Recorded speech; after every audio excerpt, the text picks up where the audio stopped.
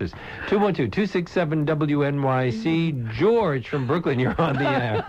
Now tell us you knew the answer. Hello? Yes, yeah, George. Hi, how you doing? Yeah, I love the show. Listen, I'm in the process of renovating my house, right? And when I bought the house, I didn't realize that there was this plumbing problem. It ends up, the guy I bought it from somehow the engineer didn't see this, but he used PVC in the wall. So I've been having, basically, I can't go to the bathroom, like, because I'm afraid I'm going to clog it up. So I have to, like, defecate into a bag and throw it in the garbage. Whoa, wait. Thank you for sharing that with us, George, at lunchtime. Wait. Well, I missed the beginning. What did he say? He said I know it sounds bad. No, what did you say? Start again. But I have no other choice because the problem is... No. Start again. Don't get back into that other business. Just What's say what the do you problem? think the problem is.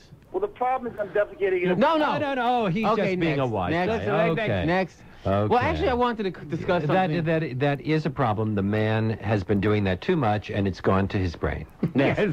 Actually, we've actually come up...